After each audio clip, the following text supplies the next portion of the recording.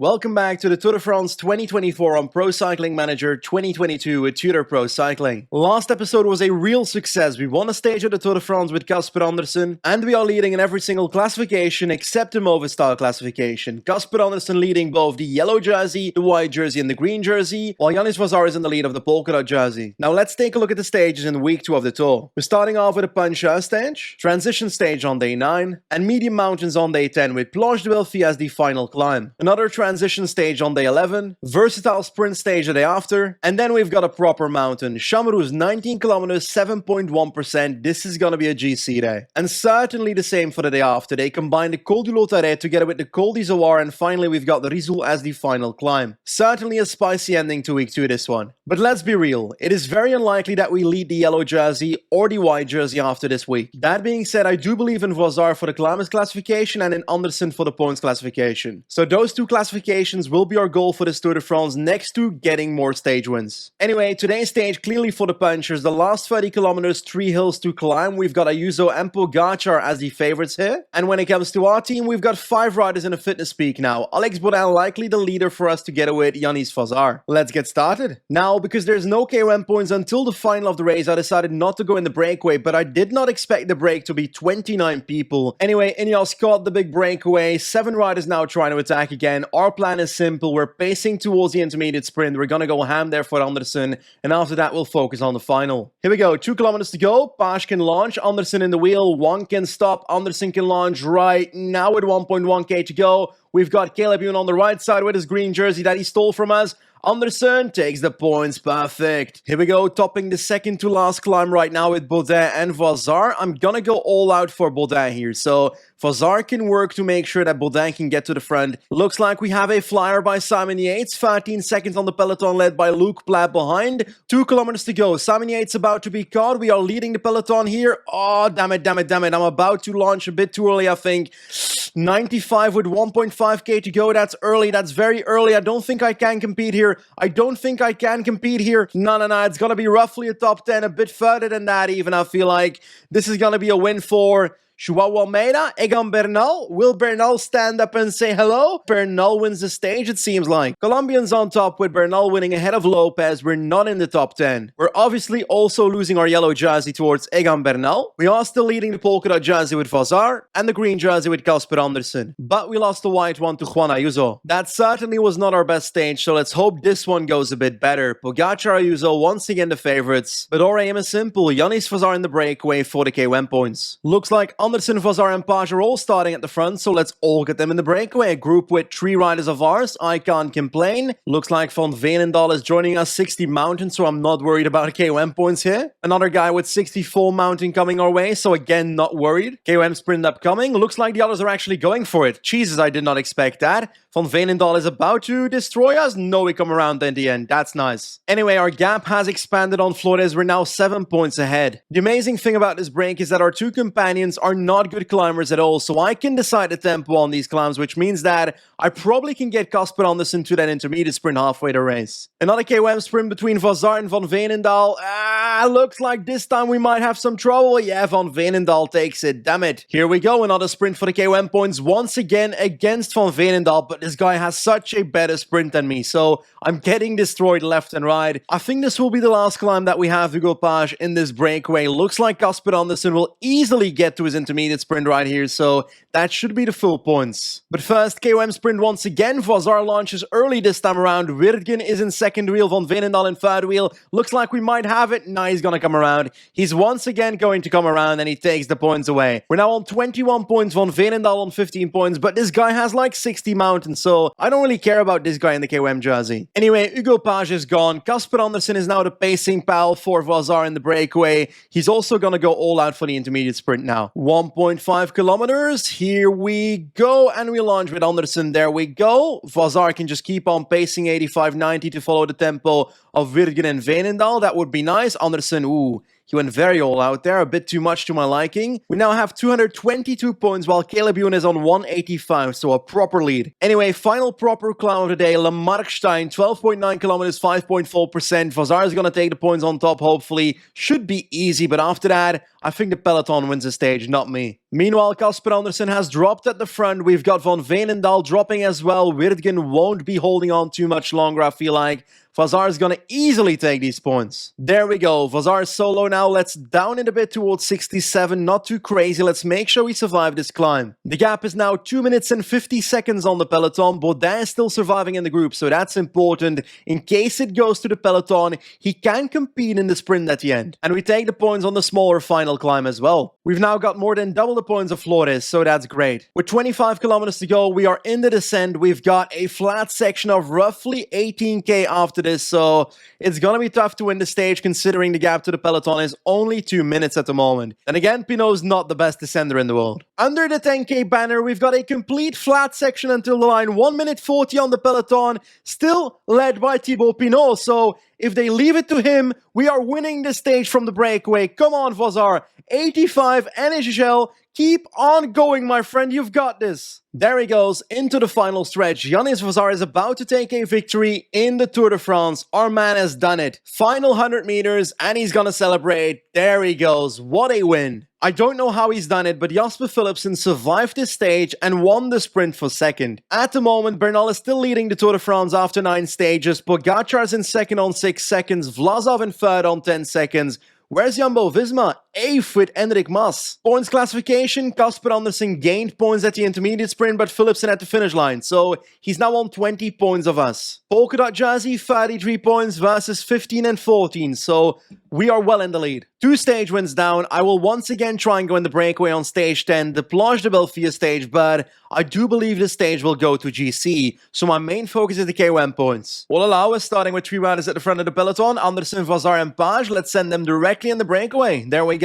Unlike yesterday, I don't believe in Casper Andersen surviving the first 3 climbs to be able to get to the intermediate sprint, so today is going to be a bit of a toe hook to get the breakaway up the road. That worked, but as a consequence, he is dropped from the breakaway. We've got 2 riders in there still, Page and Vazar. Not the craziest climbers on today's stage in the breakaway, so I think we're looking okay here for the KOM points. Vazar is going to take it. There we go. We take the points. We're now on 38 points. Now the second climb of the day, the Petit Ballon, 9.5 kilometers, 8%, so quite a bit harder than the first one, but not the hardest climb on today's parcours yet. One by one, riders are dropping from the breakaway. Calmejean, Maas, and so forth. Kroon now dropping as well. We've got Antunes still with us, but I feel like it's gonna be easy to beat him here. Final kilometer right now. Looks like we're already dropping him, so I won't need to sprint for it, I think. Here we go, crossing the line. We're now on 48 points, so we are extending our lead here. Next climb, Col du Plat-sur-Oisel, 7.6 kilometers, 8.3%. Looks like Antunes is back just when the climb starts. The others will probably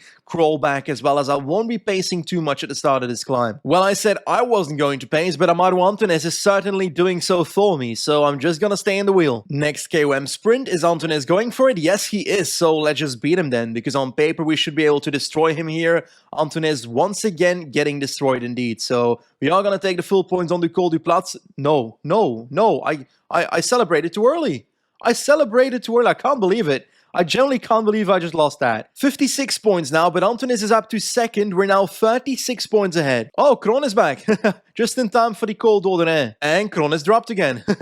Let's not bottle this one. Let's try and beat Antunes for real now. Let's try and get towards his wheel and let's try and launch past him right here. Let's do not 99 yet, not 99. Nah, I can't beat him. It's super close, but I couldn't beat him there. With only 3 minutes on the peloton that is coming behind with Ineos spacing, we're not going to win the stage with Vazar, so I'm going to go all out for these last few KOM points on the road here on the Col de Chevrières. So 9.8 kilometers, 5.2%.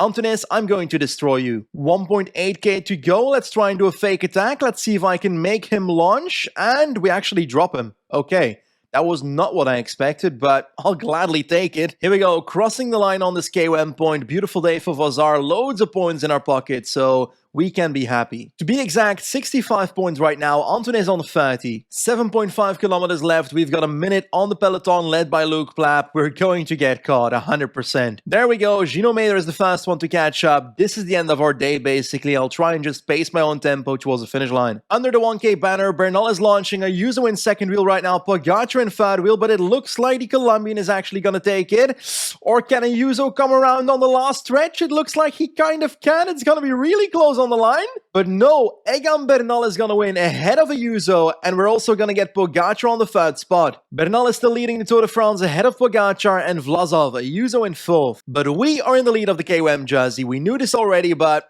it's beautiful to see. Vazar in polka dots. Sprinters didn't take many points today, so Anderson still in the green jersey. Let's try and keep this, but the gap towards Jasper Philipsen is not that large, 20 points only. Now a stage where I do believe we can fight for the actual stage win. 3 hills in the final 50 kilometers, so it's either going to be Baudin or Vazar for us. Today's break is 11 people, so we won't be able to sprint for the intermediate sprint in the peloton with Casper Andersen because all the points will be gone by the time this man reaches it. With 45 kilometers left, we are starting the last 3 climbs of the day. The first one, the biggest one. I'm basically just going to try and survive in the group with Vazar. On the second last climb right now, we're looking really good, but a lot of people are looking good. 150 people still in the group. We're about to take over from Wang with Simon Pilot as we top this climb. Actually, Wang might be able to keep it up for a bit longer. Vazar is still here, so that's a positive, and he's also the best one of the team. So I will try and attack with him on that final climb. Let's hope it works. Here we go, the climb has begun. Baudin is about to take over from Andersen right here. It's surprising that Andersen kept up for that long. Vazar getting blocked, that's not what I hoped for. Let's do 85, let's get back to the wheel with Yannick Vazar. Oh, no. People are attacking instead. Come on, let's go, Vazar. Catch up, man. Catch up. Attack away. Attack away. Come on. We gotta get to their wheel. And I'm not gonna be able to attack from them, I think. Let's see if I can on top here. 99. Let's see if I can get away. Nah. Just enough to take the KOM points, I think, which I'm taking it, but not the best thing. Anyway, we're still fighting for the stage win here in a group with Alaphilippe, so it's gonna be tough. This group is 9 people, 17 seconds ahead of this group right here with Ayuso and Martinez, so Bernal's missing out and somehow Martinez is pacing Ayuso away from Bernal, who's in the next group. That's some odd strategies. Nonetheless, I feel like the peloton's gonna come back, but I'm gonna keep using Alaphilippe's wheel. I hope that will be a good chance for Vazar to win. Final kilometer, let's launch right now with Vazar. Nah. This won't be a victory, but we are fighting for a top 10, something like that. The stage win is going to Almeida. Not a single change in GC, but in the KOM standings, we gain 2 points with Vazar. Anyway, in the end, 11th in the stage for Vazar. Not the craziest stage for us, but hey, we can't do well in every single one. On to another regular sprint stage then. We've got Casper Andersen for this. We're gonna try and beat Philipsen once again. Gonna try and gain more points on him when it comes to the green jersey. With 9 riders in the break, I'm gonna skip out on sprinting for the intermediate sprint with Casper Andersen because it's not worth the limited amount of points. 3 kilometers to go and Andersen is not in the wheel of my lead out, so this stage is not gonna go well unless we can get to a proper wheel with Andersen, which is not the case right now. He's getting blocked everywhere, so that ain't happening. Page is gonna sprint for us, Andersen as well. We're gonna lose out on points here. Jakobsen versus Ewan versus Stewart. It's gonna be Caleb Ewan on this one, and an absolute failure of a lead out for us. Andersen just wasn't where he needed to be. We lose the green jersey and we're now third in it. Caleb Ewan is now in green, Jasper Philipsen in second. We are roughly 21 points behind. Probably our worst stage in this Tour de France so far, but hey, not every stage can go well, and this is the example of that. Before we jump into the next stage, we've got dossiers once again to take care of, so I filtered on cost 11 because I can afford that, and Northern Classic specialization. The reason being that our team isn't that strong when it comes to the cobbles, and I do believe we need to extend our team there, and I feel like Tudor Del Grosso is a really talented young Dutch rider. I think he's a CXer as well, cyclocrosser, 80 cobble, 74 hill. The only down point here is that his stamina is really low, and I think we need that for the longer classics, so I think I might still risk it. He's definitely an add-on to the team that will be valuable, so let's open the dossiers with Tudor Del Grosso. The next time we see this page will be for the actual transfer negotiations. Anyway, stage 13 with a proper mountain finish on Chambrous. Vazar will fight for the polka dot points on that fast cat climb, Andersen for the green jersey points at the intermediate sprint. Outside of that, I'm not sure how far we can get with Vazar or someone else on the final climb, so we'll give it a try. With only 4 kilometers to the top of the first KOM point right here, a fat cat climb, not the most important one. We are not in the fast group. We're in the second one. We're actually catching up right as we speak, so we can actually fight for these KOM points now. Let's try and move up and let's try and get these points. 1 kilometer to go. I'll try to move with Vazar now, but my yellow bar is really empty, so I don't think I'll be able to do it. No. I'm gonna get passed by everybody, so no points for us. 17 men in the breakaway. Page tried to bridge up, but failed, so he's dropping back to the peloton. I tried to bridge up with Andersen as well, but that was impossible. Every sprinter was in my wheel, so Only Vazar up there today. We're now on the penultimate climb, the Col de Palaki. This one will do some damage. 14.4 kilometers, 6%. That doesn't tell the whole story because there are some flat sections and descents in this climb, so it is steeper than 6% in most of the climb. If I open up the gap here, does that make it so that Quintana has to pace for Flores? Let's give that a try. Well, Quintana is pacing for Flores, but I'm dropped as well, so I'm not sure how useful that was. They're now trying to bridge up towards the front, but there's no way they take the KOM points from the guys up front, so I just got to do my own tempo now, try and catch up with as many people as possible. Actually, I'll do an attack here to try and bridge towards the front, but we will not be gaining too much. I just want to get towards Flores and perhaps beat him on the climb. There we go. Whatever I tried failed, but we're still in the lead with 67 points. Antoine is still second with 30 points. Anyway, mistakes were made because we're not at the front of the race. A group of 8. We're in the second group right here, and the pace is limited here, so I'm going to try and help on 65, nothing more, to hope that Quintana will do the rest of the work for us. Chamruz has begun. We are now 3 minutes and a bit behind. I have to pace a tiny bit myself because the rest is not doing it in this group. So I'm riding 65 right now, hoping that the second part of this climb can be my friend. The worst part is the breakaway is going to be winning the stage today because the peloton is still on 12 minutes. We're on 5 minutes of the front right now. I'm going to have the tempo towards 70 myself because nobody's doing anything in this damn group. The thing is, if I hadn't tried to test out the PCM AI on the final climb by